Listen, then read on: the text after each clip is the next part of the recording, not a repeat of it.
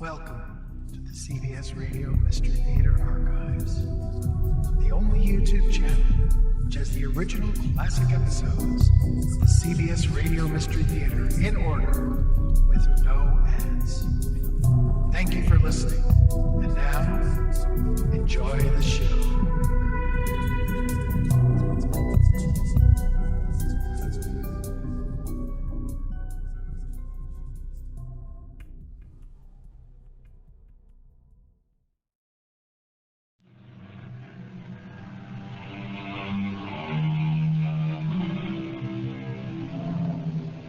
Come in. Welcome. I'm Tammy Grimes. I have never, said Mr. Montaigne, seen a greater monster or a greater miracle than myself. And we may all echo the same sentiment. For within each of us is the power to be either.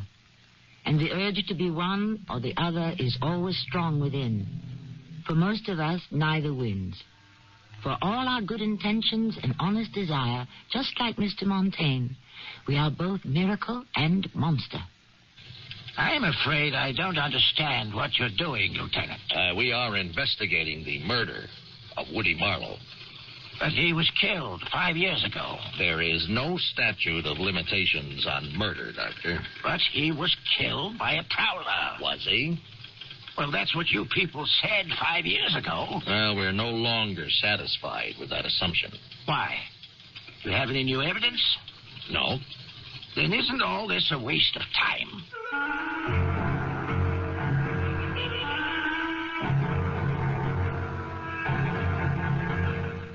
Our mystery drama, Escape to Prison, was written especially for the Mystery Theater by Dann and stars Marian Seldes.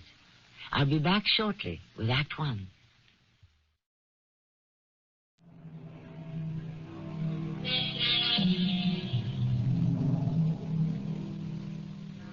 Let us, said a wise man, permit nature to take her own way. She better understands her own affairs than we do. True enough. But sometimes nature can require such a long time to take her way that we may very well assume that she has no intention of ever doing it. The answer is patience. Patience. Nature never forgives, never forgets. And her way may be long and difficult, but in the end, she always gets there. Depend on it. Tom? Oh, Tom! Liz! Oh, Tom, I'm so glad I caught you. Well, what is it, Liz? What are you doing I've here? got something to give Woody. Give Woody? Isn't he flying to London with you? Woody? Liz, Liz, what?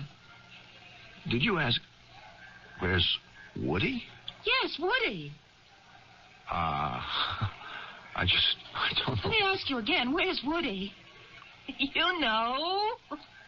Woody, your oldest and dearest friend, my oldest and dearest husband, Woodrow Marlowe. You were the best man at his wedding. My wedding. I have a letter here, and I'm sure Woody would be quite interested. I want to catch him before the plane... Listen. What is it? Is something the matter? You have an odd tone in your voice. Yes, what? I don't know what to say. Oh, Woody is up to some shenanigans. He's not flying to London with you. Was the London trip part of a charade staged for my benefit? Liz. Are you trying to cover up for your pal? Liz, come with me. Where? To the cocktail lounge. You'll miss your plane. Come on now. Don't say another word. Just come with me. Did they make it the way you like it? Oh, it's just fine. I'm quite comfortable, thank you. I have a sneaking suspicion that Woody isn't here. Am I right? Yes, Liz. You're right. Well, can you tell me where is my wandering boy? You're not telling. Well, why not? You've been pals since college. Well, thanks for the drink, Tom. Where are you going? I have to find him. I have something important to show him. Liz, sit down. Why? Have you finally decided to break the code of silence? and tell me where he is? You know where he is, Liz. He's dead. Yes? Well, go on. Tell me the rest of it. The rest of it? The ending. Get to the punchline. Liz, what has gotten into you? What's gotten into me? Woody is dead. We buried him 5 years ago.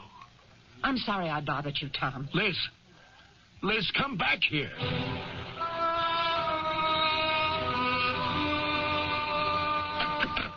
Rose, Yes, Liz. do you have the latest sales figures? They're up, all of them. The new perfume especially. Well, I want to put that together for my report to the board of directors. I've already started. I have a bit of a problem. Shoot. I can't locate Woody. You can't locate who? Woody. What's the matter with everybody today? Rose? Where'd she go? Rose. Liz, what did you just say to me on the phone? I said I can't locate Woody. If you want to locate Woody, all you have to do is go to the Crestwood Cemetery. All right, that's enough. Liz, what's the matter with you? What's the matter with me? What is the matter with everybody? What is it? A plot? Okay. Woody. Yeah, sure. I have something here he should see.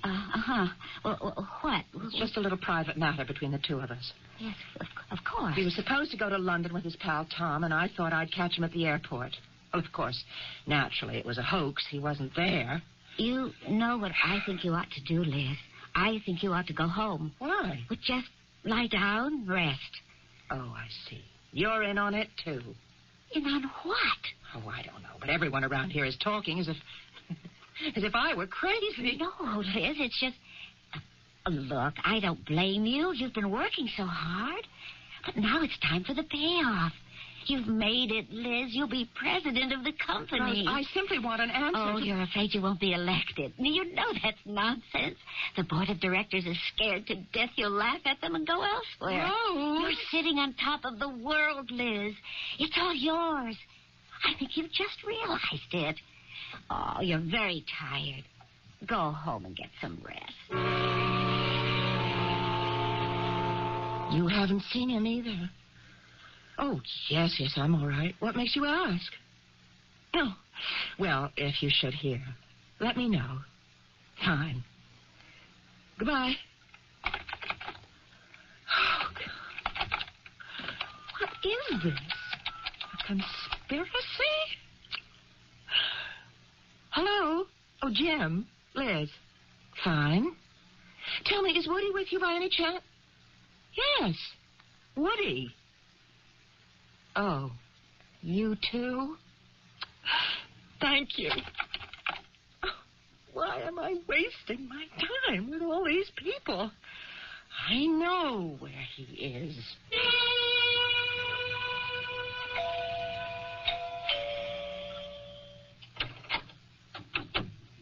Oh. You know who I am? Yes, I know who you are. Well, is he here, Miss Carson? Is who here? Woody. Excuse me, I have something to say to him. Woody? Where is he? Who are you calling? Woody? Woody? Do you realize what you're saying? I realize that my husband has lied to me. He said he was going to London, but that's just to cover up the fact that he's here with you. You and Woody have been having an affair for the last 3 months. Oh, that isn't true. No? Woody is dead. He was killed 5 years ago. Oh, I see you've been well coached. You deny that he is here? Why don't you satisfy yourself? Search the place. No, that won't be necessary. I'll find him, thank you. I don't know for what, but you're quite welcome, I'm sure. Oh, just a minute, please. Oh, Hello, Liz. Doctor. I was in the neighborhood, and suddenly I felt the need for a drink. And I said to myself, no one mixes a better martini than Liz Marlowe. Psychiatrists should never lie to their patients. Why not? Our patients are always lying to us. Did I ever lie to you? All the time. Well. And to what do I owe this honor? Well, Liz, I've been receiving phone calls all day from a variety of your friends. Yes? They're alarmed. They're concerned, frightened. Really? You have been going around all day asking people if they've seen Woody. Well, what's wrong with that? I'm trying to find him. That would seem to presume that the past 5 years were, that they were an hallucination. What are you talking about? Woodrow's death. That is, his murder, his funeral, the passage of time, 5 years or so, were just a dream. All I know is I'm trying to find... Yes, I know.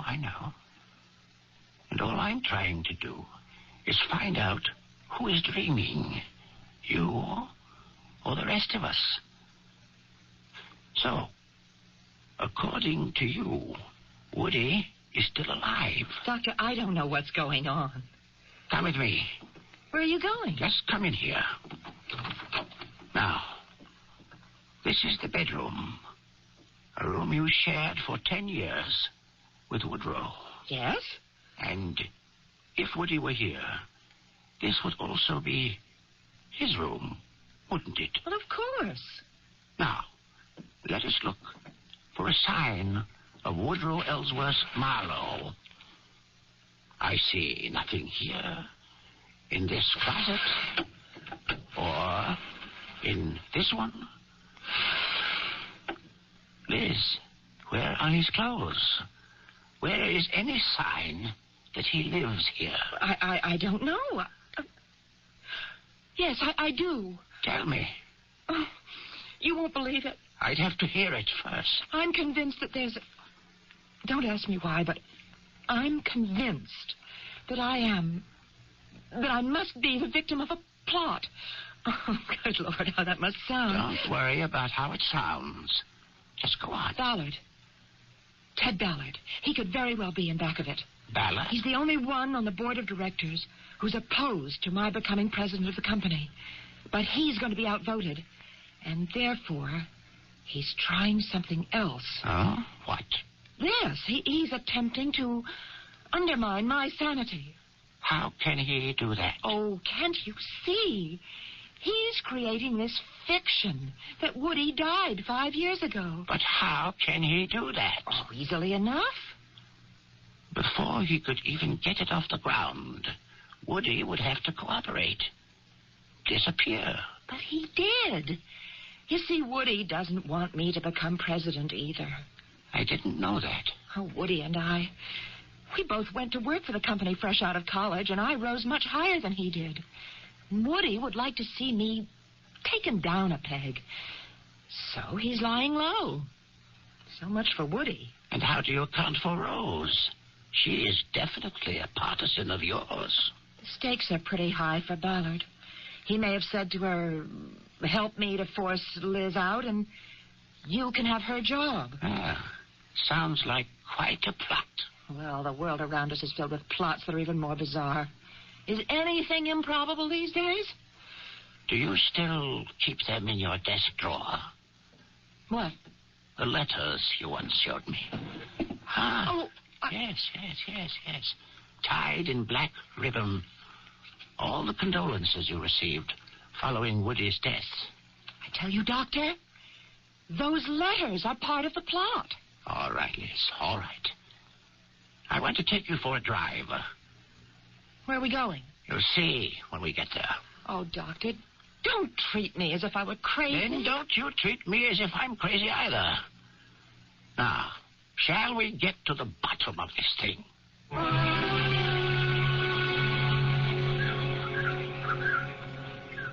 All right, Liz. Tell me, what does it say on that tombstone? Oh, Doctor. Read what it says. I know what it says. Read it. Woodrow Ellsworth Marlowe. Born... Oh, what's the difference? Don't you see? This is also part of it. Part of the plot.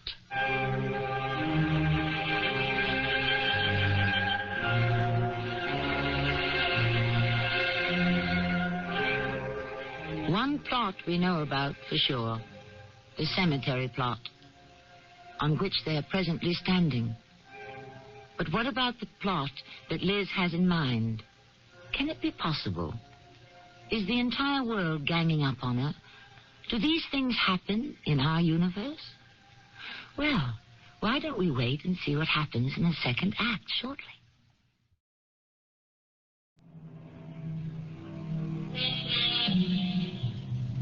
Let us for a moment consider the concept of majorities. We have a Mr. Wendell Phillips who said that one, on God's side, is a majority. President Andrew Jackson who said that one with courage is a majority. And President Calvin Coolidge who held that one with the law is a majority.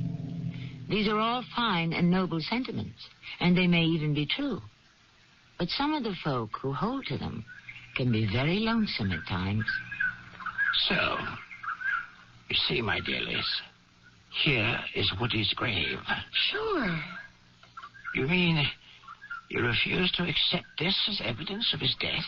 I mean, Oh, let us not discuss it any longer. But we should. After all, I am your doctor.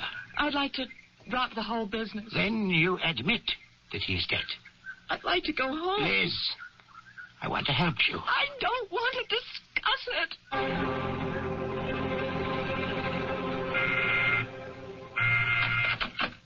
it. Yes?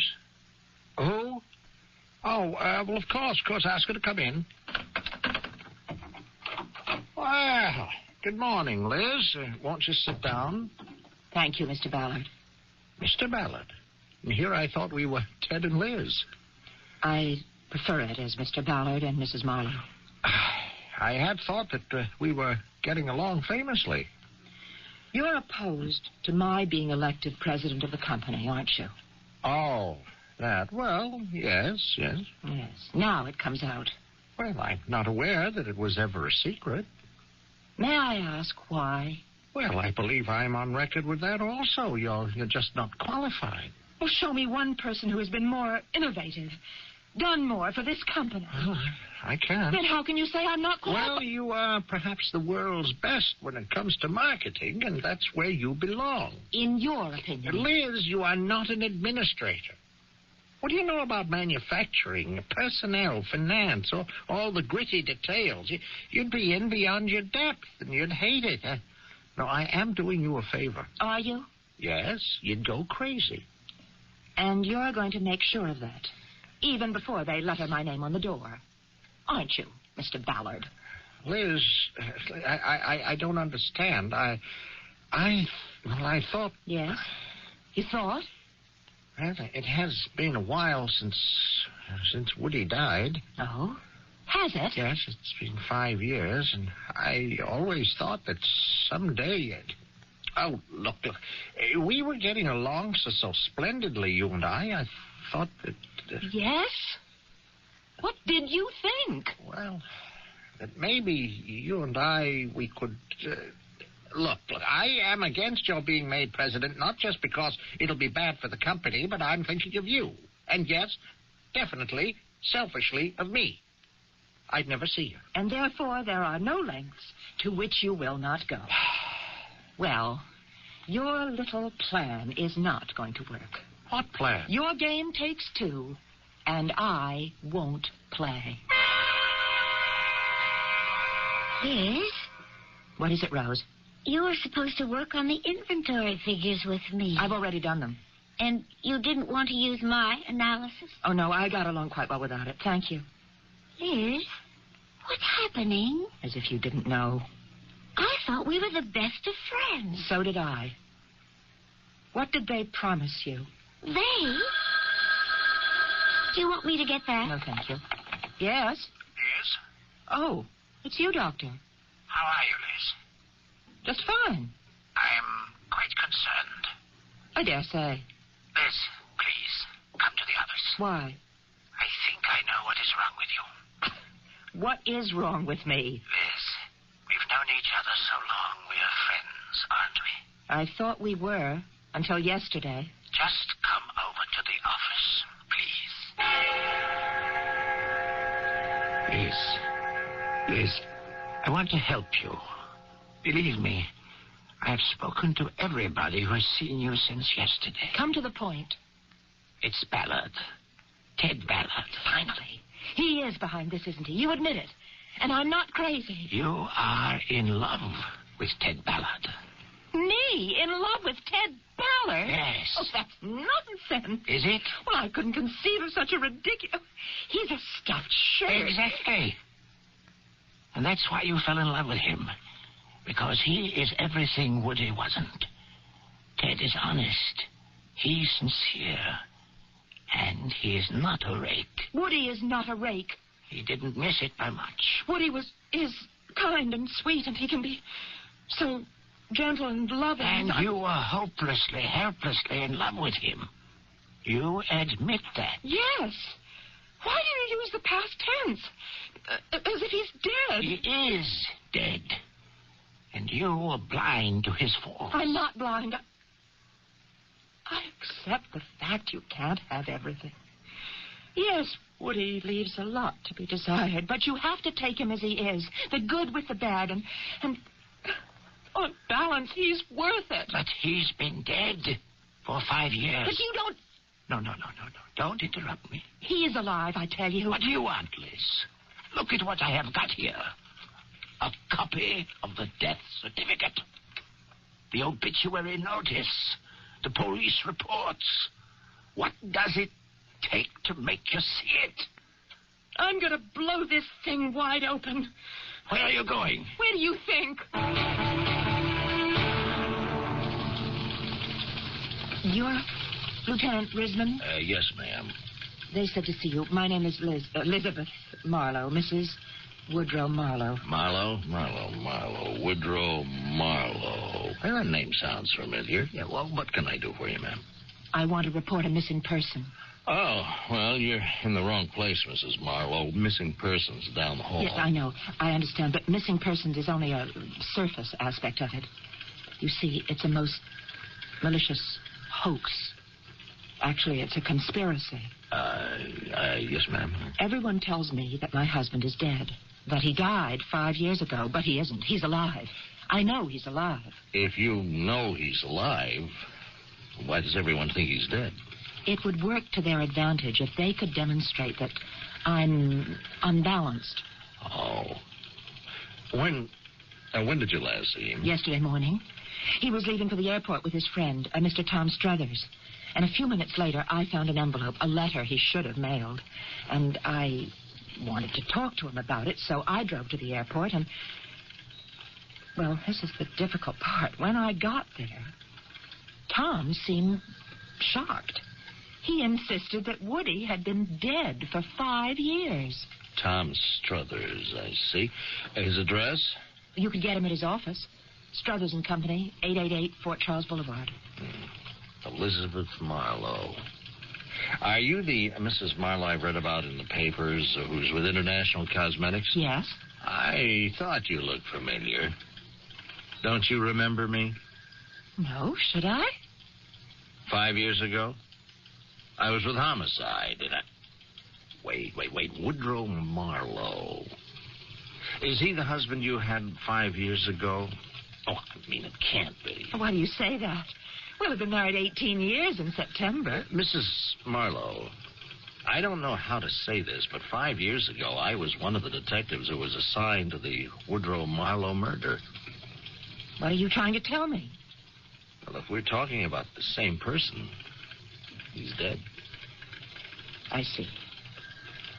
I had no idea it went this far. What went this far? The conspiracy. I'm sorry I bothered you. Good day. Wait. Are you sure you're all right? Oh, yes, I'm all right. Well, why don't we give you a lift home? Oh, I see. I'm supposed to be mentally incompetent? Oh, I didn't say that. Mrs. Marlowe, you look a little tired. We have some coffee here. How about a cup? No, thank you. If you want to do something for me, show me a little relief. Everywhere I turn, people insist that I'm crazy. But I know that Woody is alive. All right. I'll tell you what I'll do. I'll go along with it. You will? Sure. Oh, Finally, someone is willing to listen to me. And why not? Will you try to find him? I'll do my best. And if there's anything at all to your story, I promise you we'll do our best to get to the bottom of it. I know you will. I feel it. Oh, you just don't know what a weight's been lifted. Oh, just think I'm not alone in this anymore. Will you be in touch with me? Oh, absolutely. Good, because I want to be kept up to date. Here's my card. It has my office and my home numbers. You will call me. Oh, yes, ma'am. As soon as we get even the slightest nibble. Oh, thank you, Lieutenant Risman. Thank you so much. Oh, I'm only doing what I'm being paid for. Oh, no amount of money could buy such understanding and sympathy. You're a wonderful person, Lieutenant. I look forward to hearing from you.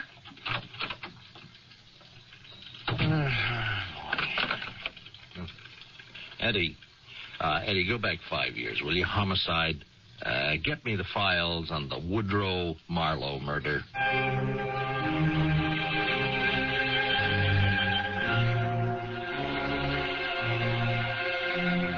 Obviously, Lieutenant Risman isn't only being kind-hearted.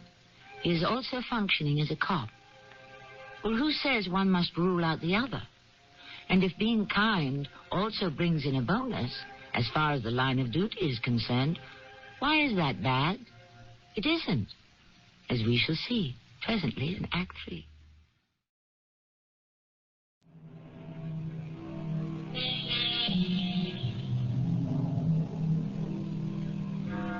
For thousands of years, the accepted wisdom held that the earth was flat. Here and there, a lonely voice insisted that it was round. But these lonely voices were usually drowned out by those who had evidence on their side. Years later, the positions were reversed. Now the accepted wisdom holds that the earth is round. Why? Because that's what the evidence tells us. This is not an argument for either the roundness or the flatness of our terrestrial home. It's just an attempt to gain a bit of an insight into that subtle and mysterious word called evidence. Hello? Yes? Oh, it's you, Doctor. Yes, Liz. I just want to find out how you are this morning. I'm feeling first rate. Well, I must say you sound good.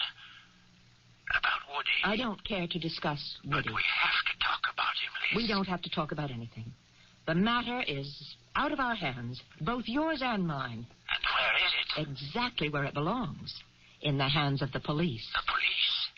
And they promised me they would investigate. But they can't do that. Goodbye, Doctor. Lieutenant Risman? Yes, sir. I am Dr. Andrew Soros. I happen to be Mrs. Marlowe's psychiatrist. Oh, yes? Do I understand correctly that you people are investigating the disappearance of Woodrow Marlowe? Isn't it a waste of time, money, and manpower to try to find a man who is already dead? Yes, sir, it is. Then why are you doing it? Doctor, why should Mrs. Marlowe suddenly believe he's alive? Well, that is a very complex psychological problem. Well, it won't do any harm to go over the ground again. It simply seems like an exercise in futility. Doctor, do you have any reason for not wanting to have this murder case reopened? I know. What reason could I possibly have? You're Tom Struthers? Yes. What can I do for you, Lieutenant? The other day, Mrs. Marlowe met you at the airport and asked you if you knew where her husband, Woodrow Marlowe, might be. Oh, that, yeah. Well, the poor woman is obviously, well, you know. He wasn't with you. Oh, how could he be? He's dead.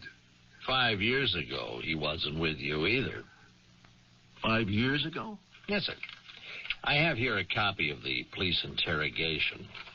Now, at that time, you made the following statement. Here, I quote, "I was supposed to meet him at the airport."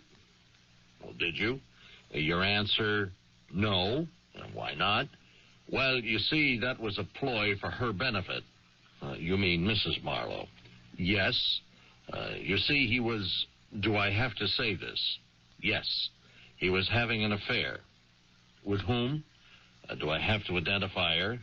Yes, Miss Ruth Carson. All right.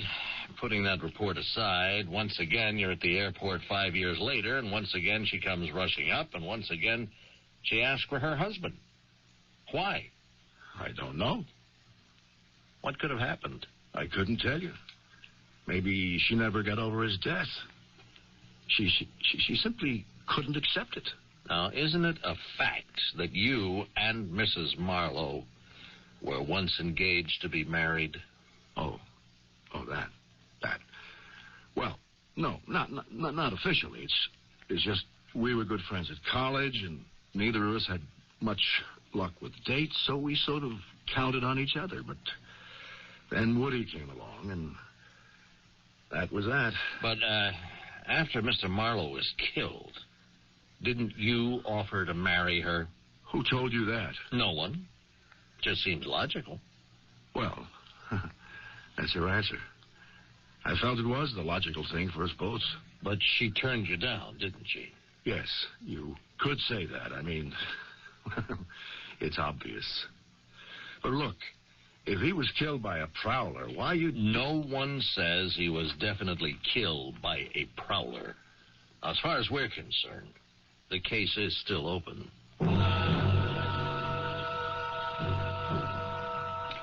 Woody Marlowe.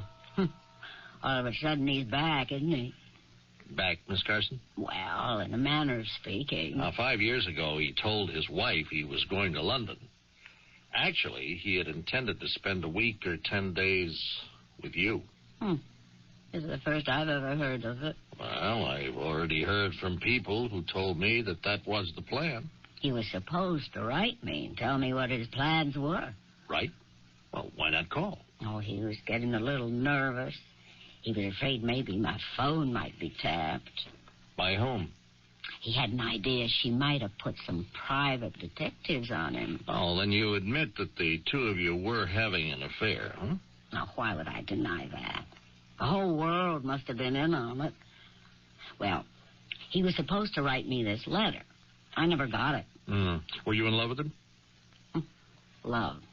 Yeah. I'd say I was. A thought. You could have gotten that letter, and it could have been a goodbye, so you could have been angry enough to do something about it. Are you accusing me? How can I? I don't have any evidence. But if I had that letter... Hey, Lieutenant, if I killed every guy who kissed me goodbye, I'd be a one-woman crime wave. All of these things hurt for a while, but after a bit, you're good as new. There have been, maybe half a dozen fellas since Woody. And I haven't even thought about him in years. You're Rose McLean? What's your job here? I wish I knew. I'm called Mrs. Marlowe's executive assistant. 2 days ago, Mrs. Marlowe began acting strangely. Oh, you're not kidding. Well, why should she have gone off suddenly 2 days ago? She'd been under an unusual strain. She wanted to become president, and this executive, Ted Ballard, well, he was working against it. And maybe that's why she thought Woody was still alive. She wanted him to be alive, but Woody never gave her that kind of hard time. What kind of hard time did he give her? Poor Woody. If he saw anything in his skirt, he simply had to chase it. Did he ever chase you? Why would Woody want me? Well, why would you want Woody? Maybe to get back at Liz Marlowe. She must have given you a hard time. Moody, temperamental, hard to please. Wasn't she? Oh, yes. She was all of that. Oh, what sweeter revenge? What better way to cut her down to size? But then, of course, it might have backfired. You might have fallen in love with him. Although you instigated it, you might have become furious at being used. You could have killed him. Yes, I could have. But I didn't. Lieutenant, how kind of you. Well, you didn't have to come here. I could have gone down to headquarters. Well, I thought it would be easier for us to talk in your home, Mrs. Marlowe. Oh, please come in. Thank you. Do you have any news for me? I may have. Is there any word of Woody? You are absolutely and sincerely convinced that your husband was not killed 5 years ago? Yes. And that you are the victim of some plot? Yes. Mrs. Marlowe, 5 years ago, you went to the airport to find your husband. 2 days ago, I went to the airport to find my husband. Listen to this report from the files. I found a letter. I thought Woody'd be interested, so I decided to get it to him before he boarded the plane. Now, that's what you told the investigating officer. That's what I told Tom Struthers just the other day at the airport. Now, at that time, none of the detectives asked about the letter. What kind of letter, what was in it. And now again, there is a letter. Is it the same letter? The same as what? Very well. What kind of letter was it? It was a letter. Do you have the letter? No. Will you tell me what it said? No. Mrs. Marlowe, I thought we were friends. We are. Then why can't you tell me? Because it's highly personal. It concerns my husband and me. Well, was this a letter that was addressed to you? No. Was it addressed to him? No. You said, I found the letter. Now, if it wasn't addressed to either of you, what was it doing in your house? Shall I tell you? What can you possibly tell me, Lieutenant? This was a letter that your husband had written. To whom? To Ruth Carson. You can't prove that. But it is true, isn't it? I don't know what you're talking about. I spoke to Ruth Carson. She said she was expecting a letter from your husband. She never received it. Why? Quite possibly he had neglected to mail it.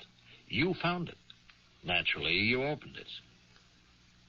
What did it say? I can't tell you. You're a police officer. You can tell me what's in the letter. But unless I could produce it, it wouldn't do me any good officially. My darling Ruth, now, for the first time, I am truly, really in love, totally, completely committed. I have finally found a real woman, you. First, I must disconnect myself from this cold machine, this robot to whom I am married. But we'll talk of that later. Meanwhile, we shall have 10 heavenly days together, which shall be all the sweeter because they are stolen. She thinks I'm going to London. She's a fool. And soon she shall no longer disturb our lives. All my love, Woody. You found this letter. And I confronted him, and he laughed in my face. He had a target pistol. And before I knew what I was doing, it was out of the drawer and in my hand. Are you crazy? He shouted. No, I said. I've just regained my senses, and I shot him without even thinking. It wasn't like me at all to act on impulse. I mean, without preparing, without planning. But you see, it worked out. Sometimes these spur-of-the-moment things are best. I went to the airport to claim I was looking for him. I got rid of the gun. Where is it now? I threw it off the Harrison Street Bridge, and everybody just assumed that Woody must have been killed by a burglar. No one suspected me. Now, right this minute, you are saying that he's dead. Oh, yes, of course. But for the past 48 hours, you kept insisting that he was alive. Did I? You know you did. No, I don't. I want to believe he's alive so badly that there are times that I actually think it's true. It's something that comes and goes. Usually I can control it and keep it to myself. But if what you're saying is true, this is the first time it's been so severe. It actually possessed me completely. You threw away the gun. And the letter? I tore it up. Then neither of them exist. And we have no real evidence. I know. But what are you going to do about it? Now, these attacks of conscience, or whatever you choose to call them, they occur more and more frequently now, don't they? Yes. And they last longer. They become more and more intense. Yes.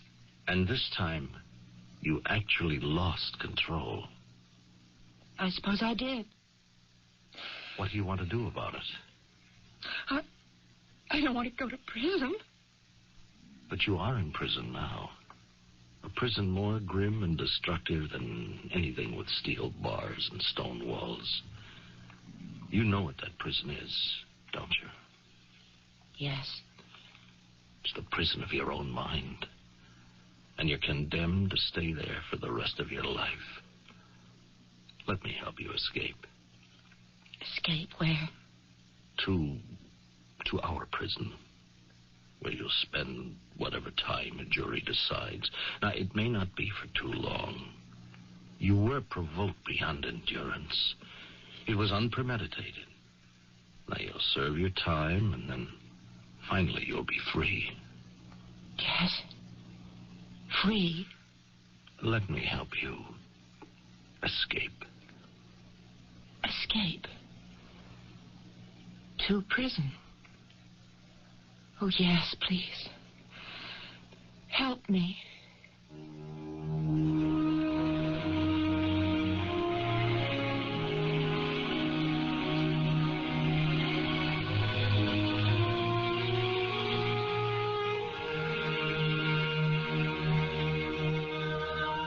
And he did.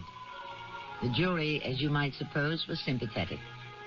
Crimes of passion, especially when committed by severely provoked and attractive women, are usually lightly chastised. But in this case, I think we all agree that the punishment did fit the crime. I shall return with more crime and punishment shortly.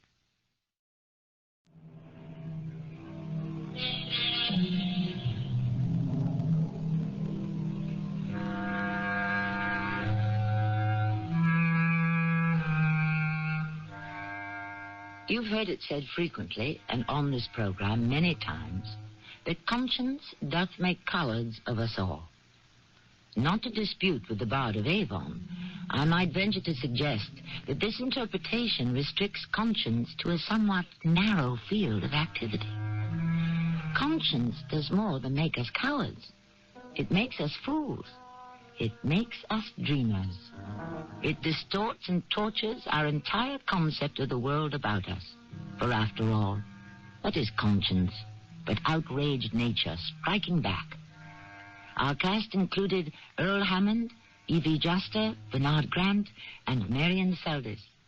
The entire production was under the direction of Hyman Brown.